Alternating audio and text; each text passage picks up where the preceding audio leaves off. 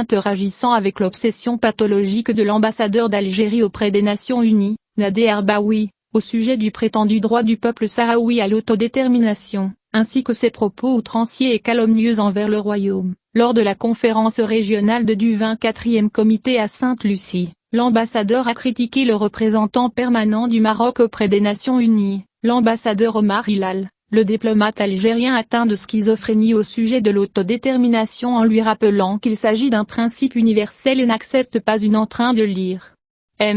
Hilal s'est adressé à l'ambassadeur d'Algérie sur un ton non dénué de défi. Vous appelez à l'autodétermination des 20 000 personnes que vous détenez dans les camps de Tindouf, mais vous confisquez le droit d'une population de 12 millions de personnes, lui rappelant que le peuple de Kabylie a été soumis au colonialisme ottoman, français et désormais algérien, exprimant son regret que l'affaire soit liée à la plus longue occupation de l'histoire de l'Afrique, et se demandant pourquoi l'Algérie n'a pas permis au peuple kabyle de décider de leur sort, s'exprime et choisissent librement leur destin, comme cela l'exige pour les habitants des camps de Tindouf. Par ailleurs, en réponse aux habituelles fausses calomnies de l'ambassadeur algérien concernant la situation des droits de l'homme au Sahara marocain, le diplomate marocain a dénoncé les multiples violations des droits de l'homme en Algérie, notant que des dizaines de déclarations émises par le Haut-Commissariat des Nations Unies aux droits de l'homme. Les droits de l'homme dénoncent à cet égard les atteintes aux libertés fondamentales. Le pays est hanté par un sombre bilan des droits de l'homme.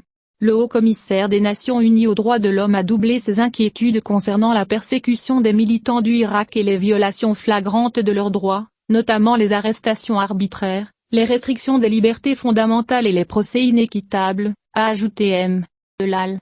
Dévoilant davantage la situation tragique des droits de l'homme en Algérie, l'ambassadeur du Maroc a ajouté que des militants sont condamnés à de lourdes peines depuis plusieurs années, dénonçant l'emprisonnement de blogueurs sans procès, dont certains meurent dans les couloirs des prisons algériennes, ainsi que c'est le cas de Feu Hakim de Bazi, en plus de restreindre la liberté de la presse. C'est la sombre et triste réalité que vit l'Algérie aujourd'hui, a-t-il déclaré. Après avoir dénoncé les mensonges de l'ambassadeur d'Algérie, qui affirmait que le Sahara marocain était une prison fermée, Hilal a poursuivi en disant « J'ai décrit le Sahara comme une prison fermée. Si oui, pourquoi les pays y ont-ils ouvert 27 consulats généraux? Pourquoi le désert attire-t-il d'énormes investissements étrangers, alors qu'aucun pays n'investit dans une prison fermée? Pourquoi les diplomates, les délégations étrangères et les milliers de touristes affluent-ils dans une prison fermée? » Il a conclu que la prison fermée est l'Algérie, où se propagent les plus graves violations des droits de l'homme en Afrique. Concernant la séparatiste Sultana Keïa, évoquée par son parrain, l'ambassadeur d'Algérie, Hilal a évoqué une photo de cette séparatiste vêtue d'un uniforme militaire et munie d'une Kalachnikov, lui refusant toute description d'elle se réclamant d'une militante des droits de l'homme.